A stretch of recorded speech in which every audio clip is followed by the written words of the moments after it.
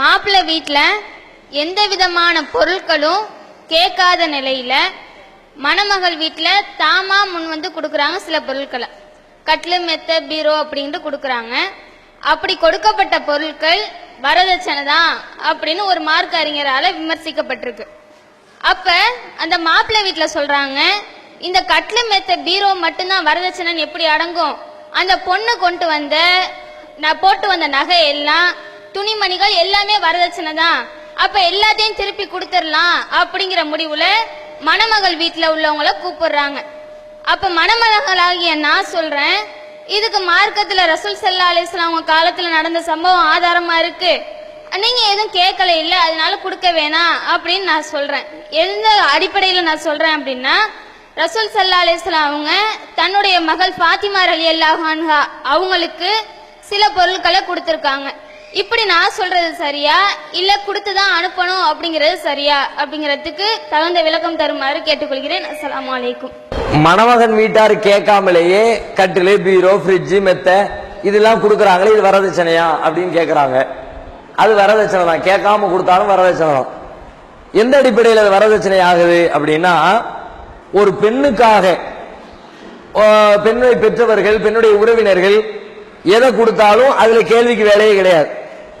பெண்ணுக்காக கொடுத்தா பெண்ணு மட்டுமே பயன்படுத்துவதற்கு கொடுப்பதுதான் பெண்ணுக்காக கொடுப்பது.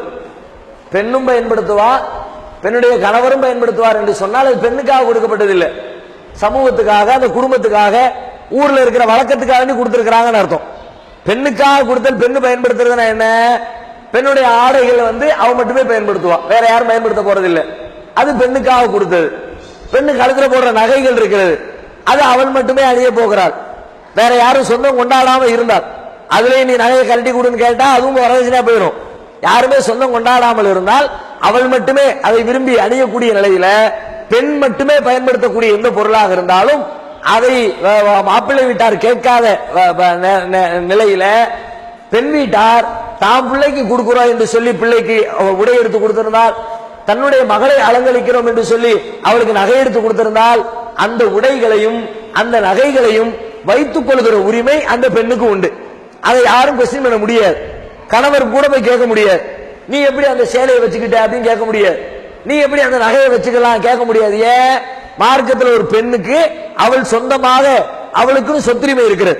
நகை வச்சுக்கலாம், இடம் வச்சுக்கலாம், பணம் வச்சுக்கலாம், உடை டிரெஸ் பொருட்கள் வச்சுக்கலாம். அந்த உரிமையில கணவன் கூட தலையிட முடியாது. எனக்கு மார்க்கம் கொடுத்திருக்க ரைட்ஸ். எங்க அப்பா எனக்கு சேலை கொடுப்பாரு, எங்க அண்ணன் எனக்கு மோதிரம் கொடுப்பாரு, எங்க அக்கா எனக்கு செயினை கொடுப்பாங்க. அதை கொடுக்கறதுக்கு மார்க்கம் அனுமதிச்சிருக்கிறது, அவங்களையும் அனுமதிச்சிருக்கிறது, வாங்குறதுக்கு எனக்கு ரைட்ஸ் இருக்கிறது. இதுல தலையிடுற உரிமை கணவனுக்கும் கிடையாது, கணவனுடைய குடும்பத்தாருக்கும் கிடையாது. இது வரதட்சணையாக ஆகாது. இவர்களாக விரும்பி பெண் மாத்திரமே பயன்படுத்துவதற்காக கொடுக்கிற பொருட்கள் வரதட்சணை லிஸ்ட்ல சேராது. ஆனா அவங்க கட்டில் கொடுக்கறாங்க, மெத்த கொடுக்கறாங்க, ஃப்ரிட்ஜ் கொடுக்கறாங்க, இது பெண்ணு மட்டுமே பயன்படுத்துற பொருளா? அதை கட்டில போட்டா ரெண்டு பேரும் சேர்ந்துதான் தூங்க போறாங்க. அது ஃப்ரிட்ஜை வச்சிருந்தா ரெண்டு பேருக்கும் பொதுவான பொருட்களை தான் அதை பாதுகாப்பா வைக்க போறாங்க. ஒரு ஏசியை வாங்கி கொடுத்தா ரெண்டு குடும்பத்தில் இருக்கிற வீட்டில் இருக்கிற எல்லாருமே தான் அந்த பொருட்களை பயன்படுத்த போறாங்க. அப்ப மற்றவர்களும் சேர்ந்து பயன்படுத்துவதற்கு ஒரு பொருளை கொடுத்தா இதையே அவருக்கு கொடுக்குறீங்க. உன் மகளுக்கு கொடுத்தா மகள்னு கொடுத்தீங்க, இந்நேத்தைக்கும் கூட கொடுத்திருப்பீங்க, கல்யாணத்துக்கு முந்தி கூட பிள்ளைக்கு ட்ரெஸ் எடுத்து கொடுத்திருப்பீங்க, கல்யாணத்துக்கு முந்தி 10 வயசுல கூட பிள்ளைக்கு சங்கிலி எடுத்து போட்டிருப்பீங்க. அது உங்க மகளுக்கு நீங்க ஏற்கனவே செஞ்சீங்க, இப்பவும் செஞ்சிருக்கிறீங்க. இப்ப கட்டில கொடுத்து மாப்பிள்ளை மருமகாரம் படுக்கிறதுக்கு ஒரு கட்டில் கொடுத்தீல, மருமகார பயன்படுத்துறதுக்காண்டி அவருக்கு கொடுத்தீல, அதை ஏன் கொடுத்தீங்க? என்ன காரணத்தினால கொடுத்தீங்க? அவர் நம்ம பிள்ளைய கெட்டிக்கிட்டாரு, அதுக்காண்டி கொடுத்திய? அல்லது ஆள் நல்லா இருக்கிறாரு, மூக்கு முடிவா இருக்கிறாரு, வச்சுட்டு போட்டு ஒரு கட்டில் அப்படியே கொடுத்திய? எதுக்கு கொடுத்திய? அப்படின்னா ரோட்ல போற வரலாம் கொடுத்துருக்கணும்.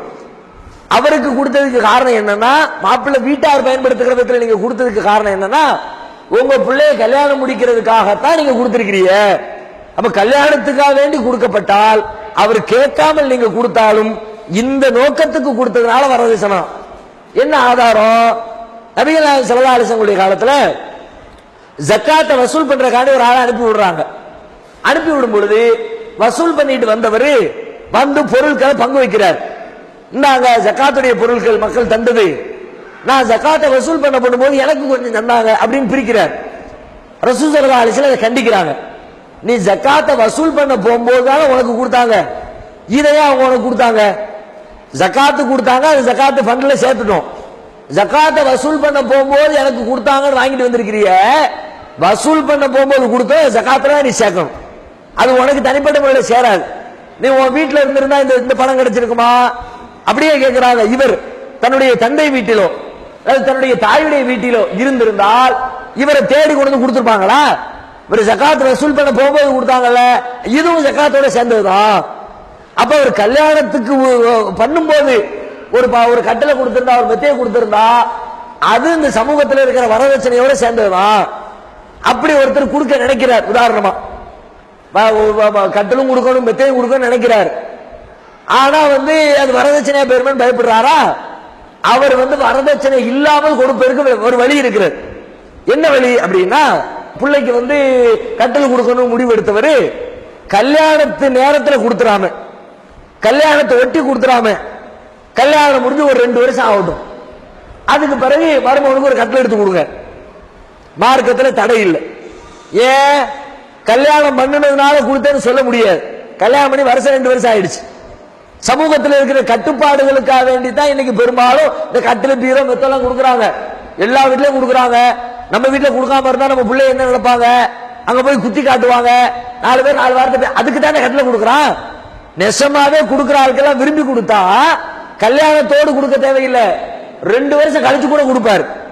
கல்யாணத்தோடு கொடுக்காத ஆளு இப்ப நெசமா கொடுக்க விரும்புற ஒருத்தர் இந்த சமூக கட்டமைப்புக்காக வேண்டி கொடுக்க விரும்புறாருன்னா, கல்யாணம் முடிஞ்சு 2 வருஷம் ஆச்சுன்னு வச்சுக்குவோம், அவர் கட்டளை பத்தி யோசிக்க மாட்டாரு, மெத்தையை பத்தி யோசிக்க மாட்டாரு. ஏன்? அதான் கல்யாணம் முடிஞ்சு சந்தோஷமா வாழ்ந்துகிட்டு இருக்கா, இப்ப ஒரு 20,000 கொண்டு போய் தேவையில்லாம செலவு பண்ணிட்டு போயிருவார். நெசமாவே கொடுக்குற ஆளா இருந்தா 2 வருஷம் ஆனாலும் சரி, நம்ம பிள்ளைக்கு கொடுக்க நினைச்சிருக்கிறோம் எடுத்து கொடுப்போம் அப்படின்னு கொடுப்பாரு. அப்ப கல்யாண நேரத்தில் கல்யாணத்தை ஒட்டி ஒருத்தர் கட்டிலையோ பிரிட்ஜையோ மெத்தையோ வாங்கி கொடுத்தால் அது கல்யாணத்துக்காக கொடுக்கிறார். எனவே அது வரதட்சணையாகத்தான் கருத்தில் கொள்ளப்பட வேண்டும். பெண்ணுக்கு மாத்திரம் பயன்படுத்துகிற விதத்திலே கொடுத்திருந்தால் அது தாம் பிள்ளைக்கு அவர் கொடுத்தாருன்னு போயிடும். அதுல வரதட்சணைங்கிற மறைமுகமான எந்த நிர்பந்தமும் இல்லைன்னு ஒரு அம்சம் இப்படி விளங்கிக்கணும். 2வது உங்களுடைய முக்கியமான கேள்வி என்னன்னா, இதுவும் வரதட்சணை இல்லைங்கிறாங்க. இது கல்யாண நேரத்துல கட்டில் மெத்த கொடுத்தாலும் வரதட்சணை இல்லை. ஏன் இல்லைங்கிறாங்க? அதுக்கு நபிகள் நாயகம் காலத்துல நடந்த ஒரு நிகழ்ச்சி ஆதாரமா காட்டுறாங்க. ரசூல் ஸல்லல்லாஹு அலைஹி வஸல்லம் தன்னுடைய மகளுக்கு கல்யாணம் முடிச்சு கொடுக்குறாங்க. யாரு? மகன் ஃபாத்திமா ரலியல்லாஹு அன்ஹா. கணவர் யாரு? அலி ரலியல்லாஹு அன்ஹு. அலிக்கு ரசூலுல்லாஹ் தன்னுடைய மகளை கல்யாணம் முடிச்சு கொடுக்கும்போது அப்ப சில பொருட்களை அன்பளிப்பு செய்யறாங்க. ஒரு பாய் கொடுக்குறாங்க, ரசூலுல்லாஹ் ஒரு வசதிக்கு தகுந்த மாதிரி ஒரு தலவாணி கொடுக்குறாங்க, ஒரு போர் ஒன்று கொடுக்குறாங்க, 1-2 தட்டுமுட்டி சாமான் ஒன்று கொடுக்குறாங்க. ரசூலுல்லாஹ்வுடைய கெப்பாசிட்டி அவ்வளவுதான். அது கொடுக்கலாம் என்று சொன்னால் மெத்தை கொடுப்பது என்ன குற்றம்? அவங்க கேள்வி விளங்குதா? ரசூலுல்லாஹ் பாயை கொடுக்கத்தாங்க என்று சொன்னால் இன்னைக்கு நான் கட்டில கொடுக்கறதுல என்ன தப்பு? ரசூலுல்லாஹ் தலவாணியை கொடுத்தாங்கன்னா இன்னைக்கு நான் மெத்தையை கொடுக்கறதுல என்ன தப்பு? ரசூலுல்லாஹ் தட்டுமுட்டி சாமான் கொடுத்தாங்கன்னா இன்னைக்கு நான் ஃப்ரிட்ஜ் வாங்கி கொடுக்கறதுல என்ன தப்பு? ரசூலுல்லாஹ் கொடுத்து பிள்ளைக்கு கொடுத்துருக்காங்களா? அது மாதிரி எங்க பாப்பா என் பிள்ளைக்குன்னு கொடுத்தாரு, அதுல ஹராம் இல்லை, வரதட்சணை இல்லை அப்படிங்கிறாங்க. இதுல கவனிக்க வேண்டிய அம்சம் என்னன்னா, ரசூல் ஸல்லல்லாஹு அலைஹி வஸல்லம் தான் மகளுக்கு கல்யாணம் முடிச்சு கொடுக்கும்போது கொடுத்தாங்கன்னு சொல்றோமே, மகளை விட்டுப்புட்டு இன்னொரு ஆளை அங்க வச்சு கல்யாணம் முடிக்கிறாங்கன்னு வச்சுக்கோ. அலிக்கு மகளை நவுட்டிடுவோம் அந்த இடத்துல இருந்து, வேற யாரோ ஒரு பெண்ணுக்கு, சம்பந்தம் இல்லாத ஒரு குறைசி பெண்ணுக்கு, சம்பந்தம் இல்லாத ஒரு அன்சாரி பெண்ணுக்கு அலிக்கு ஒரு பெண்ணை பார்த்து ரசூலுல்லாஹ் திருமணம் முடித்து கொடுத்திருந்தால் அப்பமும் ரசூலுல்லாஹ் பாயை கொடுத்திருப்பாங்க. அது பிள்ளைக்காக கொடுத்தது இல்லை, தாம் பிள்ளை ஒரு கல்யாணம் முடிக்கிறதுக்காக அதுக்காக வேண்டி கொடுத்தது இல்லை. எதுக்காக கொடுத்தாங்கன்னா, ஃபாத்திமாவை எப்படி ரசூலுல்லாஹ் பெத்து எடுத்து வளர்த்து ஆளாக்குறாங்களோ அது மாதிரி அலியையும் சின்ன பிள்ளையில இருந்து ரசூலுல்லாஹ் வளர்த்துட்டு வர்றாங்க. ஒரு விதத்துல சொன்னா ரசூலுல்லாஹ்வுடைய பிள்ளைன்னே சொல்லணும் அலி. ஏன்னா சின்ன வயசுல இஸ்லாத்தை ஏத்துட்டு வந்துட்டாரு. ரசூலுல்லாஹ் பெத்தெடுக்கல, அபூ தாலிபுடைய மகன் தான். ஆனா யாருடைய அண்டர்ல இருக்கிறாரு? சின்ன பிள்ளையில இருந்து ரசூலுல்லாஹ் கையில தான் வளர்ந்துக்கிட்டு வர்றாரு. ரசூல் ஸல்லல்லாஹு அலைஹி வஸல்லம் அலியை வளர்க்குறாங்க. அவங்களுடைய எல்லா பொருளாதார தேவைகளையும் ரசூலுல்லாஹ் நிறைவேற்றுறாங்க. அப்ப கல்யாணம் முடிச்சதுக்கு பிறகு தான் மகன் குடும்ப நடத்துறதுக்கு பாய் தலவாணி எல்லாம் கொடுக்கணும் தான், தான் பொறுப்புல இருக்கிறவங்க கொடுக்கணும் தானே, அதுக்காக ரசூலுல்லாஹ் கொடுத்தாங்க. நபிகள் நாயகம் கொடுத்தது தான் ஆம்பளை பிள்ளைக்கு கொடுத்த மாதிரி கொடுத்தாங்க, தான் பொம்பளை பிள்ளைக்கு கொடுத்த மாதிரி கொடுக்கல. அலி ரலியல்லாஹு அன்ஹு ரசூலுல்லாஹ்வுடைய கஸ்டடியில் இருந்தார்கள். வேறு சம்பந்தம் இல்லாத ஒரு பெண்ணுக்கு கல்யாணம் எடுத்து கொடுத்திருந்தாலும் அப்பவும் ரசூலுல்லாஹ் அலிக்கு கொடுத்தது இந்த தலைவாணி, அலிக்கு கொடுத்த இந்த போர்வை, அலிக்கு கொடுத்த இந்த தட்டுமுட்டு சாமா, அதை மகளை தவிர்த்து வேறு எந்த பெண்ணுக்கு கட்டி கொடுத்திருந்தாலும் ரசூலுல்லாஹ் செஞ்சிருப்பாங்க. இது சாதாரணமா நம்ம புரிஞ்சுக்கிற விஷயம். இன்னைக்கு கொடுக்கிறார்கள் அப்படியே கொடுக்கறாங்க. இப்போ ஒருத்தர் வந்து தான் மகளை கட்டி கொடுக்கறதுக்காக வேண்டி ஒருத்தருக்கு மருமகனுக்கு கட்டில் மெத்தலாம் வாங்கி கொடுக்கிறாருல, அந்த மாப்பிள்ள தான் மகளை விட்டு இன்னொருத்தரை கட்டிக்கிறார். கல்யாணத்து அன்னைக்கு பிரச்சனை ஆயிடுச்சு, வாங்கி வச்சிருக்கிறார். நாளைக்கு கல்யாணம் முடிஞ்ச உடனே மருமகன் வீட்டுக்கு ஃப்ரிட்ஜ் இரிச்சு எல்லாத்தையும் ஏற்றி விடணும் வச்சிருக்கிறார். கல்யாணத்துக்கு காலையில பஞ்சாயத்து ஆயிடுச்சு, கல்யாணம் நடக்காம போயிடுச்சு. அதே கல்யாண மண்டபத்துல வேற ஒரு பெண்ணை கூட்டிட்டு வந்து மாப்பிள்ளை கல்யாணத்தை முடிச்சு விட்டாரு. இப்ப வாங்கி வச்சிருக்க பீரோவை கொடுப்பாரு அவரு, வாங்கி வச்சிருக்க கட்டில கொடுப்பாரு அவரு. என் புள்ளைய நீ கட்டல உனக்கு என்ன கட்டில் கேட்பாரா இல்லையா? ரசூலுல்லாஹ் அலி விஷயத்தை அப்படி கேட்க மாட்டாங்க. ஏன்? அலி ரசூலுல்லாஹ் அவருடைய அண்டர்ல வளர்ந்தவரு. அதனால அலி ரலியல்லாஹு அன்ஹு அவங்களுக்கு ரசூலுல்லாஹ் கொடுத்ததை இன்றைக்கு நம்முடைய சமுதாயத்துல ஒரு பெண்ணுக்கு மனமுடித்து கொடுக்கும் போது கொடுக்கக்கூடிய அந்த நிகழ்ச்சியோடு சம்பந்தப்படுத்த முடியாது. உங்க கஸ்டடியில ஒருத்தர் வளர்க்கிறீங்க, உங்க சொந்தக்கார பையன் ஒருத்தர் வந்து அனாதையா இருக்கிறாரு, அவர் நீங்க எடுத்து வளர்க்குறீங்க, நீங்க உங்களுடைய பொறுப்புல தான் அவரை படிக்க வச்சீங்க, வேலை வாங்கி கொடுத்தீங்க, எல்லா பொறுப்பையும் நீங்க தான் கவனிச்சுக்கிட்டீங்க. உங்க மகளை அவருக்கு கல்யாணம் முடிச்சு கொடுக்குறீங்க. இப்ப நீங்க தானே வீடு கட்டி கொடுப்பீங்க, நீங்க தானே பொருளாதார தேவைகளை பாப்பீங்க, நீங்க தானே மகருக்குரிய வேலைகளை பாப்பீங்க, நீங்க தானே கல்யாணத்துக்கு விருந்து கொடுக்குற வேலையை பாப்பீங்க. அப்ப எல்லா வேலைகளையும் நீங்க செய்வீங்க. செய்யறது காரணம் என்ன? மகளுக்காண்டி செய்யல. அந்த மகன், ஆண் மகன் மாப்பிள்ளை வந்து உங்களுடைய பொறுப்புல இருக்கிறதுனால செய்றீங்கன்னு அர்த்தமாகும். அப்படி ஒரு சூழ்நிலை இருந்தால் மார்க்கத்தில் கூடும். இன்னைக்கு இருக்கிற திருமணங்கள் அப்படி சூழ்நிலை இல்லாத காரணத்தினால ரெண்டு பேரும் பயன்படுத்தக்கூடிய விதத்தில் உண்டான எந்த பொருளை கொடுத்தாலும் சமூகத்தினுடைய மறைமுக நிர்பந்தத்திற்காகத்தான், வரதட்சணையாகத்தான் அது கொடுக்கப்படுகிறது என்றுதான் அதை எடுத்துக்கொள்ள வேண்டும்.